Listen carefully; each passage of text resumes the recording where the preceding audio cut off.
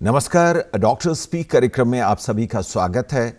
आज के कार्यक्रम में हम टीकाकरण को लेकर चर्चा करने वाले हैं और टीकाकरण वैसे भी बड़े अच्छे से भारत में आगे बढ़ रहा है, लेकिन अब बच्चों में टीकाकरण की शुरुआत की गई है। 15 से 18 साल के बच्चों के लिए टीकाकरण की शुरुआत जो है 3 जनवरी से भारत में हो चुकी है। और अगर हम चंडीगढ़ की बात करते हैं तो यहाँ भी उसकी अच्छी शुरुआत देखने को मिली और उत्साह भी बेहतर देखने को मिला। ये टीकाकरण किस तरह से शुरू हुआ और किस तरह से आगे बढ़ेगा और क्या है उत्साह पेरेंट्स में, इस सब पर चर्चा के लिए आज हमारे स्टूडियोज में मौजूद हैं doctor Sanjay Verma, professor, department of paediatrics medicine, PGI Chandigarh. Doctor साहब, कार्यक्रम में आपका स्वागत है।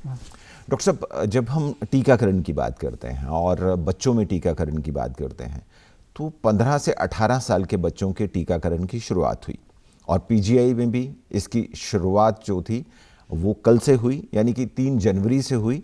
और ऐसे में क्या आपने एक्सपेक्ट किया था कि इतने सारे बच्चे जो हैं टीकाकरण के लिए आगे आएंगे?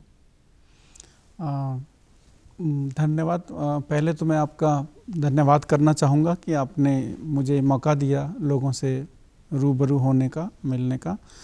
जहाँ तक बात है कि हमारा एक्सपेक्टेशंस क्या था और कैसा रिस्पॉन्स रहा, उसके बारे में ये मैं बताना चाहूँगा कि जो हमारा एक्सपेक्टेशंस था वो बहुत अच्छा था, बहुत ज़्यादा था, और जो रिस्पॉन्स था वो हमारे एक्सपेक्टेशन से भी कहीं ज़्यादा था। कल करीबन 167 लोगों ने PGI में ही वैक्सीनेशन कराया है।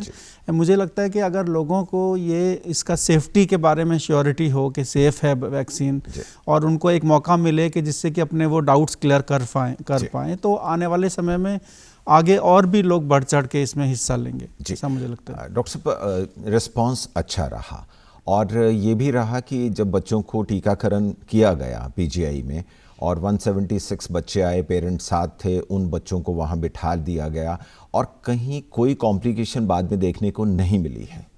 तो जहाँ तक जब भी हम वैक्सीनेशन का बात करते हैं इस तरह के वनरेबल ग्रुप्स का, जैसे कि हम बच्चों की बात करें, तो गवर्नमेंट और सारी अथॉरिटीज़ का जो मेन इंटेंशन सेफ्टी पर ही रहता है।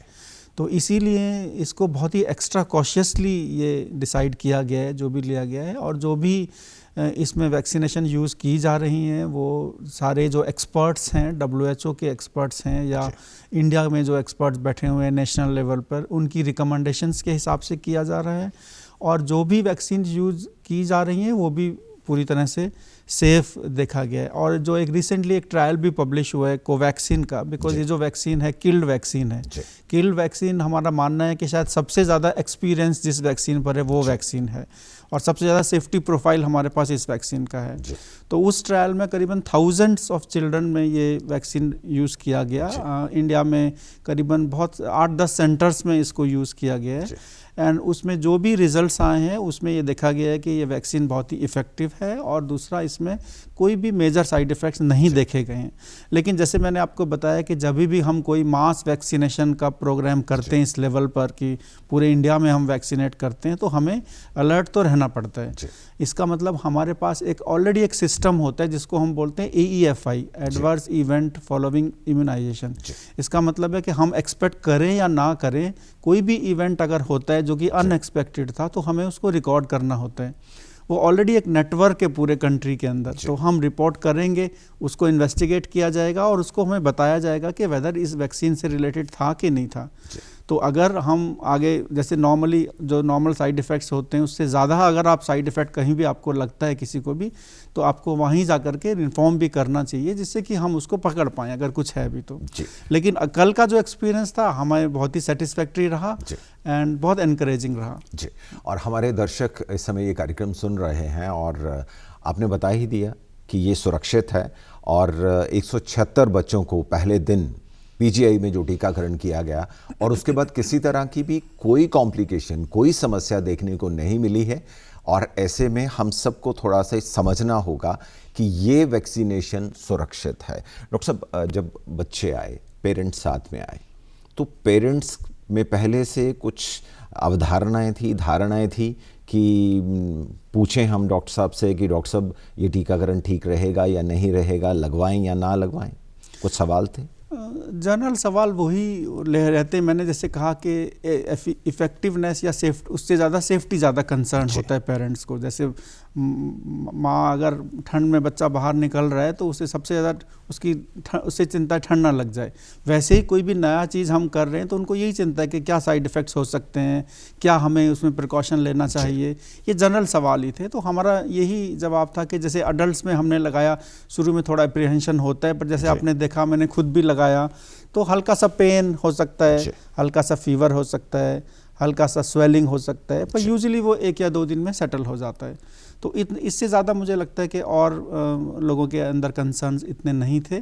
कंसर्न से ज़्यादा उनको वेटिंग था कि कब लगेगा। वो हमारे लिए बड़ी एनकरेजिंग बात थी। बहुत अच्छी बात है कि उत्साह देखने को मिल रहा है बच्चों में भी, क्योंकि हमने भी कई जो बच्चे हैं 15 से 18 साल से, उनसे बात की और उन्होंने कहा कि हम तो तैयार हैं भाई टीकाकरण के लिए, बस लगे तो सही। और शुरुआत हुई है, बड़ी अच्छी शुरुआत हुई है। डॉक्टर साहब, जब हम शुरुआत की बात करते हैं, एक अच्छी किक मिला है वैक्सीनेशन को बच्चों में जो शुरुआत हुई है, लेकिन फिर भी कहते हैं कि जब टीकाकरण पहले शुरू हुआ था बड़ों में, तो 2 टीकाकरण की बात हुई कि 2 टीके लग जाएंगे, उसके बाद हम सुरक्षित रहेंगे। तो बच्चों में भी 2 ही टीके लगेंगे, और सुरक्षा की क्या दृष्टि है? तो इसमें ना अभी जो हम जो वैक्सीन लगा रहे हैं, इसके 2 डोज का शेड्यूल है। यानी कि एक तो अभी आपको लगेगा और उसके 4 हफ्ते बाद दूसरा डोज लगेगा। इसको लगाने का बहुत ही सिंपल तरीका है। पेरेंट्स अपना जिन्होंने पहले रजिस्टर किया था उसी मोबाइल नंबर से रजिस्टर कर सकते हैं कोविन ऐप पर जा करके, और वहाँ पर वो आपको फिर मैसेज आएगा कि आपको इस डेट का अपॉइंटमेंट है, जो नियरेस्ट सेंटर आप चूज़ करेंगे। सेकेंड डोज के लिए फिर से मैसेज आएगा कि आपका ड्यू है, आप जाके लगाइए। तो 2 डोज का ही शेड्यूल है अभी। तो हमें ये लगता है कि ये 2 डोज भी इफ़ेक्टिव होगा। जैसे आपने कहा कि अडल्ट्स में भी 2 डोज लगा था, तो उसमें फिर बाद में वैक्सीनेशन का क्या हुआ। तो हमें ये समझना पड़ेगा कि वैक्सीनेशन जब हम करते हैं तो उसमें 3 लेवल का प्रोटेक्शन होता है इन जनरल, या इन्फेक्शन किसी को होता है तो 3 लेवल का प्रोटेक्शन होता है। पहला जो लेवल होता है वो हमें वायरस को अंदर घुसने से रोकता है, जिसको हम म्यूकोशल इम्यूनिटी बोलते हैं। सेकंड लेवल जो प्रोटेक्शन होता है उसको हम बोलते हैं एंटीबॉडीज से, वो अंदर घुस तो गया लेकिन वो इन्फेक्शन नहीं होने देगा, एंटीबॉडीज बोलते हैं। तीसरा जो लेवल होता है उसको हम बोलते हैं जो कि वायरस को मल्टीप्लिकेशन से रोकता है, यानी कि 1 का 2, 2 का 4, 4 का 8, 8 का 16, 16 का 32, ऐसे जब होता है, क्योंकि जब ये होगा तो ये सीवियर डिसीज करेगा। तो 3 लेवल का प्रोटेक्शन हमारी बॉडी में होता है। पहले को हम बोलते हैं म्यूकोसल इम्यूनिटी, सेकंड को बोलते हैं एंटीबॉडी मीडिएटेड इम्यूनिटी, और तीसरे को बोलते हैं टी सेल इम्यूनिटी। तो ये हमारे देखा गया है कि जितनी भी कोविड की वैक्सीन हम यूज़ कर रहे हैं, कहीं ना कहीं जो तीसरा वाला लेवल है वो बड़ा स्ट्रॉन्ग है।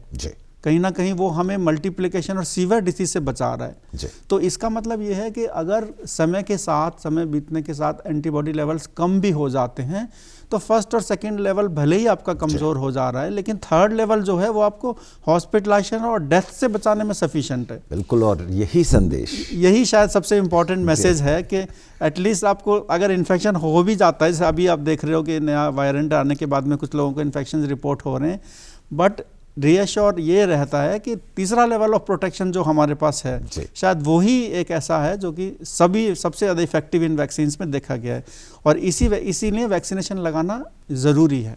और यही बात समझने की भी है डॉक्टर साहब कि हम अपने आप में अपने आसपास लोगों को देखते हैं, और जिन्होंने 2 वैक्सीनेशन लगवाई थी, 2 टीके लगाए थे, और उसके बाद उन्हें जब कोविड हो गया तो बड़े सारे लोग कहने लगे यार 1 लगाया है बस सफिशिएंट है, क्योंकि दूसरा लगाने से क्या हो जाएगा। समझने वाली बात यह है कि अगर आपने दोनों टीके लगाए हैं और पूरी डोज ले ली है तो आप सुरक्षित हैं, आप सीवियर डिजीज़ से 2-4 नहीं होंगे, आपको अस्पताल नहीं जाना पाएगा और आपकी जान बच जाएगी। इन चीज़ों का ध्यान रखें, और अगर इन चीज़ों का ध्यान रखते हैं तो आप सुरक्षित हैं। लेकिन होता यह है डॉक्टर साहब कि हम इधर उधर देखते हैं और लोगों से बात करते हैं, सोशल मीडिया पर जाते हैं, उसकी खोज खबर लेते हैं, और फिर उसके बाद खुद फैसला करते हैं कि बस यार ज़रूरत नहीं। मुझे लगता है कि यही एक ऐसा चीज़ है जो हमें समझना चाहिए। अभी जैसे अब ओमिक्रॉन करके आप बात कर रहे हैं, न्यूज़ में भी काफ़ी आ रहा है एंड काफ़ी लोगों को डर भी है कि किस तरह से होगा। तो मैं थोड़ा इसके बारे में बोलना चाहूँगा कि नवंबर में ये वेरिएंट का पता चला साउथ अफ्रीका में, एंड उसके बाद में हमें पता था कि ये जो वेरिएंट है ये बहुत ज़्यादा इन्फेक्शियस है, यानी कि बहुत तेज़ी से फैलता है, जिनके अंदर इम्यूनिटी है उनको भी इन्फेक्ट कर सकता है, इतना कैपेबिलिटी था। तो हमें था कि पहले डेल्टा वेरिएंट था, तो अब ये पूरी दुनिया में धीरे धीरे ये वेरिएंट सारे को रिप्लेस करने वाला है। ये लेकिन इससे ये पॉइंट समझना पड़ेगा कि जिन लोगों ने 2 डोज लिया है, कहीं ना कहीं उनके अंदर जो टी सेल रिस्पॉन्स, जो मैंने 3rd लेवल का रिस्पॉन्स आया, वो उनको इस तरह के वेरिएंट से भी प्रोटेक्ट कर पाएगा। तो उसमें अगर माइल्ड डिसीज़ होगा भी तो उसमें शायद हमें इतना वरी करने का ज़रूरत नहीं है, हमें अपने आप को आइसोलेट कर लेना चाहिए। और जो प्रिकॉशन जैसे आप बता रहे हैं कि मास्क पहनना है, तो 2-3 चीज़ें मैं देख रहा हूँ कि कुछ लोगों ने एक ही डोज लगाया हुआ है, तो वो लोगों को समझना चाहिए कि आपका प्रोटेक्शन तो जितना 2-3 महीने तक था वो ख़त्म हो जाएगा, फिर आप वैसे ही होगे जो अनवैक्सीनेटेड की तरह से है। तो एटलीस्ट अपना डोज, 2nd डोज पहले पूरा करो, इतनी बड़ी गलती तो ना करो। एक तो ये चीज़ समझना है। दूसरा, जब देख रहे हो कि केसेस बढ़ रहे हैं, सभी के केसेस बढ़ रहे हैं, तो क्यों ना उस समय हम मास्क नहीं पहन रहे हैं लोग, ये गलत बात है। मुझे लगता है कि हमें इस तरह की जो उसमें लाइटली नहीं लेना चाहिए, एंड जब मास्क पहने, सोशल डिस्टेंसिंग इस समय तो एटलीस्ट करें जबकि खतरा बढ़ रहा है, बिल्कुल उस समय अभी भी, लेकिन इतना वरी का इशू नहीं है। इसमें अभी जो हम देख रहे हैं, हॉस्पिटलाइजेशन अभी तक हार्डली एनी है। पहले जो था कि ऑक्सीजन बेड्स नहीं है, वो सब इश्यूज थे, अभी तक ऐसा नहीं हुआ है। हम लोगों को नंबर इंक्रीज का तो एक्सपेक्टेड था, जो कि हो रहा है, जो कि हमें, लेकिन हमें देखना क्या है, जिस चीज़ का हमें मेन डर है कि हॉस्पिटलाइजेशन और डेथ का। हमारा उम्मीद है कि ऐसा नहीं होना चाहिए, लेकिन फिर भी हमें अलर्ट तो रहना पड़ेगा, हमें अलर्ट रहना पड़ेगा, हमें देखना पड़ेगा कि अगले 2 महीने में या महीने भर में कैसी सिचुएशन चलती है। बिल्कुल, गवर्नमेंट पूरी तरह से रेडी है, लेकिन लोगों को अपना पार्ट तो प्ले करना पड़ेगा। बिल्कुल, लोगों को अपना पार्ट प्ले करना पड़ेगा। और SMS आप करते हैं ना, तो SMS ही याद रखिएगा।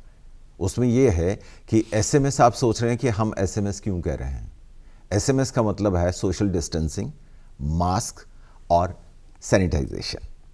बस इतनी सी बात है, इसको याद रखिए और पूरी तरह से पालन करते रहिए, आप सुरक्षित रहेंगे। क्योंकि अगर किसी को ओमिक्रॉन या डेल्टा का वेरिएंट जो है वो तंग कर रहा है और उसको लग रहा है कि सिम्टम्स ऐसे आ रहे हैं, वो एसिम्प्टोमेटिक आपके आसपास घूम रहा है, उसे भी पता नहीं है, तो वो आपको बीमार नहीं कर सकता, क्योंकि आप सोशल डिस्टेंसिंग, मास्क पहने हुए हैं और सैनिटाइजेशन का पूरा सहारा ले रहे हैं। तो ये करते रहिए और फिर देखिए सब सही चलता रहेगा। और जिन्होंने डॉक्टर साहब 1 डोज लगाई है, उनसे भी हम गुजारिश करेंगे कि दूसरी डोज तुरंत लगा लें। ज़रूर, मुझे लगता है कि सबसे पहले वही करना चाहिए। आप देखो अपने आसपास कोई भी लोग हैं, अगर अभी भी ऐसे लोग हैं, क्योंकि मैं देखता हूं कुछ लोग अभी भी हैं, वो कहते हैं हमने तो लगाया ही नहीं है, वो किस चीज़ का वेट कर रहे हैं। आपने देखा नहीं कितना क्या हाल हुआ है पिछले 2nd वेव में। तो अभी तो हमारे पास एक ही हथियार सबसे बड़ा है, तो हमें समझना चाहिए कि ये बिल्कुल भी लापरवाही ना करें। आपके परिवार में, आपके आसपास अगर कोई भी ऐसा है जिसने वैक्सीन अभी भी नहीं लगाया है, तो पहले उसको वैक्सीन लगाएं, क्योंकि एटलीस्ट वो हम क्यों ठंड में कपड़े पहनते हैं, ठंड में मैंने कोट भी पहना हुआ है, मैक्सिमम प्रोटेक्शन लेके रखें, अपने आप को बचाएं। तो अब बच्चों को भी हमें पता है कि बच्चों में जो सीरो प्रेवलेंस स्टडीज़ ने शो किया है कि काफ़ी बच्चों में ऑलरेडी एंटीबॉडीज़ हैं, लेकिन फिर भी हम बोल रहे हैं कि वैक्सीनेशन लगाएं। क्यों बोल रहे हैं? अरे जब ठंड में बच्चा घर से निकलता है तो माँ स्वेटर पहनाती है ना, एक और कोट भी पहना दो, ये कोशिश करती है ना। तो यही गवर्नमेंट भी कोशिश कर रही है कि जो उसको एक और लेयर हम प्रोटेक्शन दे दें।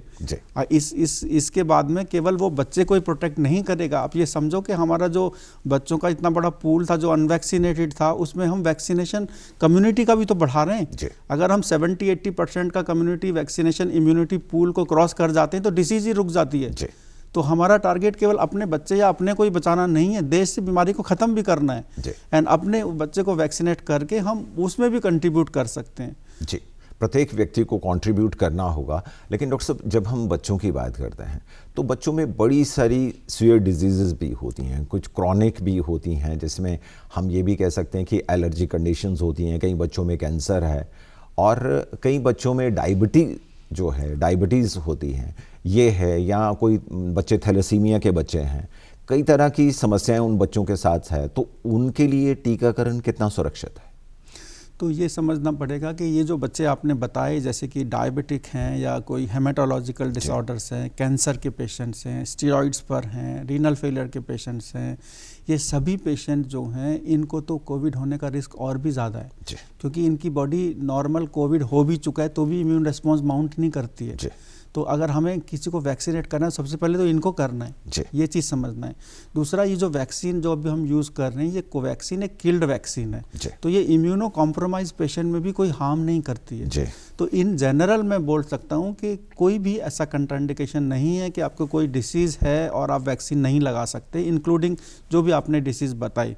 लेकिन फिर भी अगर आपको कंसर्न है तो अपने डॉक्टर से एक बार पूछ भी सकते हैं कि अगर वो उनकी कंसेंट भी ले सकते हैं, उसमें भी कोई हार्म नहीं है।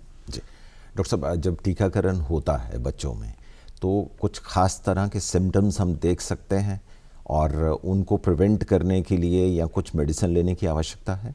यूजुअली हम इस तरह की वैक्सीन जो कि सेफेस्ट काइंड ऑफ वैक्सीन है, इसमें हम कोई ऐसे मेजर साइड इफ़ेक्ट एक्सपेक्ट नहीं कर रहे अदर देन जो कि हमने अडल्ट्स में देखे थे, जैसे माइल्ड पेन, वैसे मैंने आपको बताया हल्का फीवर, हल्का सा स्वेलिंग, वो उतने से ज़्यादा हम एक्सपेक्ट नहीं कर रहे। उसके लिए आप पैरासीटामोल की जो आप बोलते हैं क्रोसिन, वो ले सकते हैं सिम्टोमेटिक ट्रीटमेंट के लिए। विदिन 2 डेज़ आप वो फुली नॉर्मल हो जाते हैं। और जैसे मैंने कहा कि अगर कोई सिम्टम आपको लगता है तो इमीडिएटली रिपोर्ट करना चाहिए, जिससे कि हम लोगों को भी पता चले और हम लोग भी अलर्ट हों। लेकिन एक्सपेक्टेड ऐसा कुछ नहीं है जैसा मुझे लगता है। डॉक्टर साहब, जब हम गाँव की बात करते हैं और कुछ ऐसी जगह पहुंचते हैं जो दूर दराज के इलाकों में पहुंचते हैं, वहाँ पर तो पेरेंट्स से ही, जो पेरेंट्स हैं उन्होंने एक डोज लगा रखी या नहीं भी लगा रखी, तो ऐसे में उन्हें क्या कहना चाहेंगे कि वो आगे आएँ, खुद को भी प्रोटेक्ट करें और बच्चों को भी? हाँ, मुझे लगता है कि ये एक अच्छा अपॉर्चुनिटी है। मुझे लगता है कि ये ओमिक्रॉन एक अपॉर्चुनिटी की तरह से लें कि जिन लोगों ने अपना सेकंड डोज मिस किया है उसको अपना कंप्लीट करें, जिससे कि हम लॉन्ग टर्म में प्रोटेक्ट रहें। अभी हमें केवल अपना प्रोटेक्शन तक ही फोकस नहीं रखना, अभी हमें बीमारी ख़त्म करना है। अब देखो 3रा साल शुरू हो गया है, कब तक हम ऐसे चलते रहेंगे? तो अभी जितनी भी पहले पेंडेमिक्स हुई हैं ना, जो भी पहली बार तो हुआ नहीं है, पहले भी हुई हैं पेंडेमिक्स, यूजुअली 1 साल 2 साल 3 साल में सारी पेंडेमिक्स ख़त्म हो जाती हैं। तो हम एंड की तरफ है, लेकिन एंड को हमें अपना कंट्रीब्यूशन पूरा देना है। अगर अभी भी हम वही लापरवाही से रहेंगे तो ये और खींचता जाएगा। आप देखो कितना सफ़र कर रहे हैं सब लोग, स्कूल्स में प्रॉब्लम हो रहा है, स्कूल्स नहीं खुल रहे हैं, एग्ज़ाम्स टाइमली नहीं हो रहे हैं, और देखो गवर्नमेंट तो मजबूरी में कर रही है ना, आपको समझना पड़ेगा। अगर हम डिसीज़ से प्रोटेक्ट कर पाएंगे तो ऑटोमेटिकली ये सब चीज़ें बंद हो जाएंगी। हम नहीं चाहते कि हम मैच देखें, क्रिकेट मैच देखें, हम नहीं चाहते कि हम सबसे मस्ती से मिलें, वो सिचुएशन आए, इसीलिए तो ये सब कुछ किया जा रहा है। तो मुझे लगता है अगर हमने अपना कंट्रीब्यूशन दे दिया है तो भी एटलीस्ट हम सेटिस्फाई हो सकते हैं, लेकिन अगर हमने अपना ही कंट्रीब्यूशन नहीं दिया है तो हमें अंदर गिल्ट होगा कि हमने ही तो बढ़ाया है इसको। जी डॉक्टर साहब, ओमिक्रॉन हमारे आसपास चक्कर काट रहा है और बहुत सारे लोगों को इन्फेक्टेड भी कर दिया। हमारे अपने क्षेत्र की बात करते हैं, चंडीगढ़ में भी आया और एक डर तो पैदा हुआ है, लेकिन फिर भी बेबाक हैं हम। बिना मास्क के घूमना हमें ज़्यादा पसंद है और हम नहीं चाहते कि मास्क पहना जाए, सोशल डिस्टेंसिंग रखी जाए और सैनिटाइजेशन जो है हम सैनिटाइज़ करते रहें अपने हाथों को, क्योंकि हमने देखा है वो अब सब चीज़ें हमसे दूर होती चली जा रही। कहीं किसी दुकान पे चले जाओ तो वहाँ कोई प्रबंध नहीं है, और हमने अगर मास्क पहना तो दुकानदार ने मास्क नहीं पहना हुआ है। ये सारी स्थितियाँ देखकर क्या लगता है कि हम अपने आप को बचा पाएंगे? मुझे लगता है कि ये जो होता है इस तरह से ना, ये एक नेचुरल कोर्स है। लोग भी एक्चुअली इस चीज़ से थक चुके हैं, वो भी इनसे पीछा छुड़ाना चाह रहे हैं, वैसा है। पर मुझे यही मैसेज देना है कि कहीं ना कहीं अभी ये एंड नहीं हुआ है। पेंडेमिक एंड होने तक तो हमें अलर्ट रहना पड़ेगा। देखो ना, ये फिर से आ गया है, तो मुझे लगता है कि एटलीस्ट हम यही होप कर सकते हैं कि अगर हम सारे एफर्ट करें और तो शायद ये साल आखिरी हो इसका, पेंडेमिक एटलीस्ट हम ख़त्म कर पाएँ। तो इस समय तो एटलीस्ट अलर्ट रहें। 2-3 चीज़ें मैं बोलूँगा। एक तो अपना जब भी आप पब्लिक प्लेस में जाएं मास्क पहने, ये सिंसियर एडवाइस है, क्योंकि अपने आप को भी बचाएंगे और दूसरों में स्प्रेड करने से भी बचाएंगे। सोशल डिस्टेंसिंग जितना हो सके कोशिश करें, वो सेकंड कर सके। तीसरा, अननेसेसरी जिस चीज़ों के बारे में आप श्योर नहीं हो वो मैसेज आगे सर्कुलेट ना करें, क्योंकि वो पैनिक करता है। सही बात। एंड पैनिक करने से कभी किसी चीज़ का सोल्यूशन नहीं निकलता है। मुझे लगता है पैनिक नहीं होना है, अलर्ट होना है। अलर्ट होकर अपना काम जो कर रहे हैं वो करते रहे। हम नहीं चाहते कि हमारे फिर से वो जो पहले हुआ है कर्फ्यू और वो सब फिर से शुरू हों। तो शायद हम ठीक से अलर्ट रहें तो हमें ऐसा सिचुएशन आएगी नहीं। जी डॉक्टर साहब, ये सही बात है कि हमें डरना नहीं है, पैनिक क्रिएट नहीं करना है। और कई तरह के एसएमएस ऐसे आते हैं कि जो पैनिक क्रिएट करते हैं, और हम सोशल मीडिया पर जाते ही फटाक से दूसरे को भेजने की कोशिश करेंगे यार ये भी हो गया, और ये नहीं भेजेंगे कि साउथ अफ्रीका में उन्होंने ओमिक्रॉन पर विजय पा ली है, और विजय पाने का उनका जो मंत्र है उसको समझना चाहिए। ये तो नहीं कि भाई ओमिक्रॉन आ गया और हम डर गए, हालांकि ओमिक्रॉन आ गया और डेल्टा भी अभी पीछे पीछे चल रहा है और उसके केसेस भी साथ साथ में बढ़ रहे हैं। तो ऐसे में अगर हम अपनी प्रोटेक्शन करते हैं, अपने आप को बचा के रखते हैं और जो प्रोटोकॉल है उसका पालन करते हैं, तो शायद हम अपने आप को भी बचा पाएंगे, दूसरों को भी बचा पाएंगे।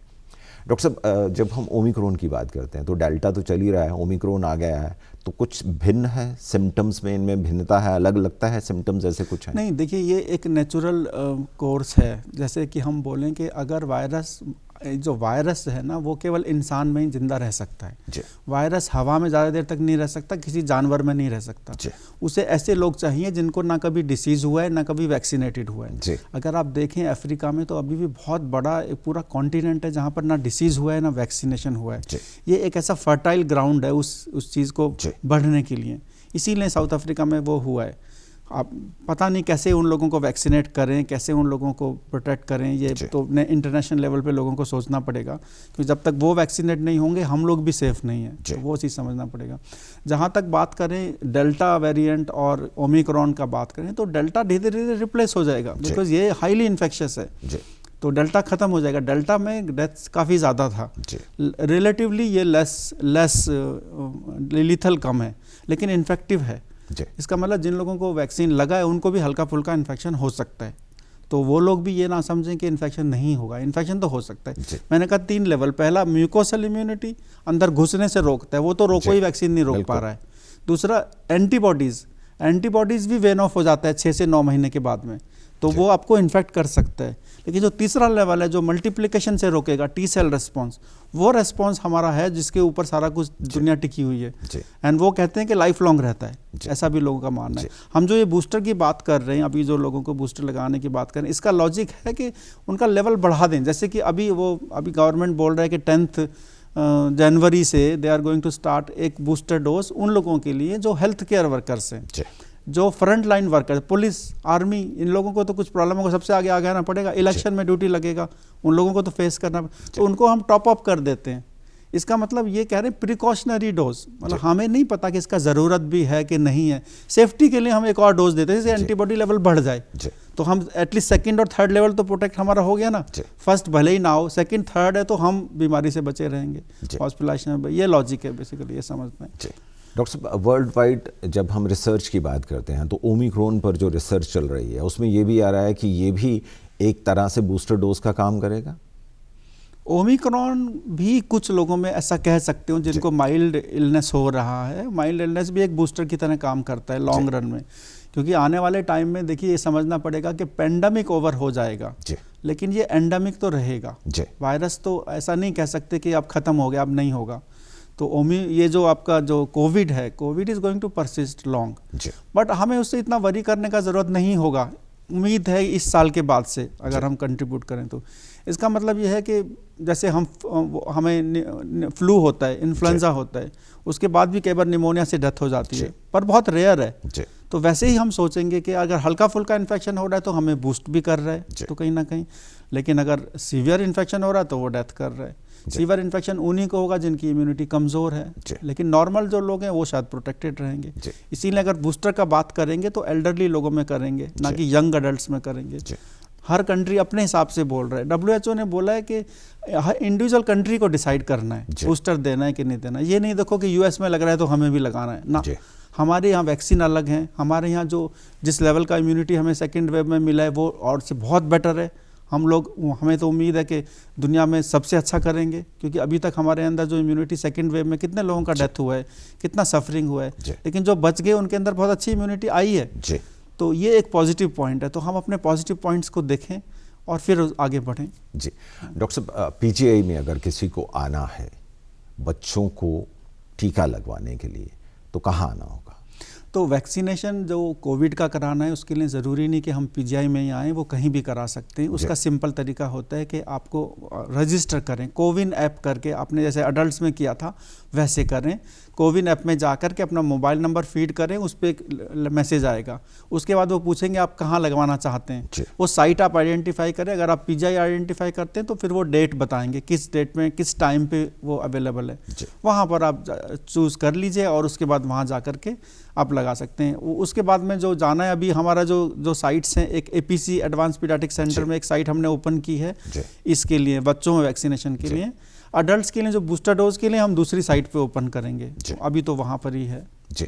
डॉक्टर साहब, हमारे जो दर्शक हैं वो कोविन ऐप पर जाएंगे और बच्चों की वैक्सीनेशन के लिए उसमें उनका रजिस्ट्रेशन करेंगे और फिर अपनी जो साइट है जहां भी वो रहते हैं आसपास जहां कहीं भी कोवैक्सीन लग रहा है वहां पर जाकर बच्चों को वो डोज लगाएंगे और बच्चों को सुरक्षित करेंगे, अपने आप को भी सुरक्षित करेंगे।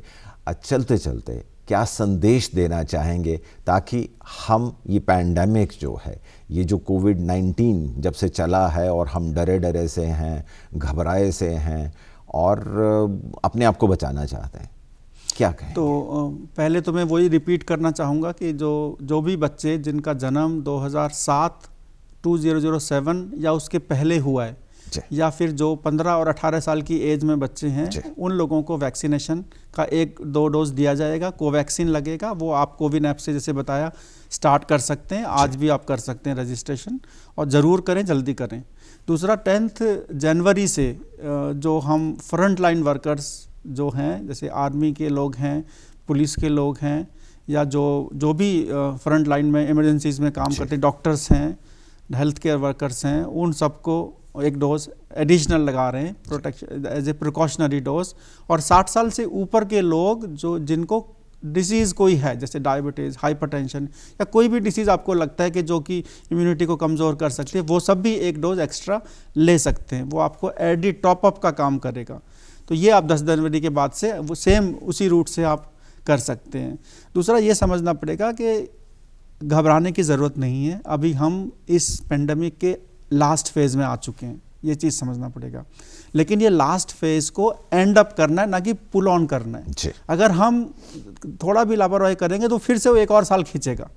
इसीलिए अब एंड अप करने के लिए अपने जो कहते हैं ना, शूज़ बांध लो और बिल्कुल रेडी हो जाओ, जो काम अपना है उसको ठीक से कर दो। 99% अब बहुत होपफुल हैं कि by the end of this year हम इस प्रॉब्लम से छूट जाएंगे। मुझे लगता है यही मेरा मैसेज है। आप मास्क पहने, सब जो सर ने बताया वो फॉलो करें, एंड आप सभी को नया साल बहुत बहुत मुबारक हो। एंड पॉजिटिव होकर के आगे बढ़ना है, ना कि कोई परेशान या डिप्रेस होने का ज़रूरत नहीं है। पॉजिटिव होकर आगे बढ़ना है, अपना रोल कंट्रीब्यूट करना है, और इसी पॉजिटिव नोट के साथ ये नया साल स्टार्ट करें। आपका बहुत बहुत धन्यवाद, आपने मुझे मौका दिया लोगों से बात करने का। जी धन्यवाद सर। बिल्कुल, दर्शक हमारे जो हैं वो जान ही चुके हैं कि क्या करना है। भाई पॉजिटिव रहना है, सकारात्मक सोचें ना, पॉजिटिव सोच लेकर आगे बढ़ें और ये सोच लें कि ये जो पैंडेमिक है उसे हमें ख़त्म करना है, बढ़ाना नहीं है, और जो हमारे बस में है वो करें, अलर्ट रहें, और SMS, सोशल डिस्टेंसिंग, मास्क और सैनिटाइजिंग जो है वो लगातार करते रहें। और टीकाकरण की जहाँ तक बात है, जिन्होंने नहीं लगवाया है वो लगा लें और बच्चों को टीकाकरण करवा लें, और जहाँ कहीं जिसको ज़रूरत है बूस्टर डोज की, उसके लिए भी आप तैयार रहें। कोविन है ना, सरकार है ना, डॉक्टर्स है ना, फ्रंटलाइन वर्कर्स है ना, जो हमेशा आपके लिए खड़े हैं। तो थोड़ा सा ध्यान दीजिए और आगे बढ़िए। उम्मीद करते हैं कि हम भारत से इसे ख़त्म कर पाएंगे। डॉक्टर संजय वर्मा, आप हमारे कार्यक्रम में आए और बहुत अच्छी जानकारी दी, आपका बहुत बहुत शुक्रिया। धन्यवाद। Thank you.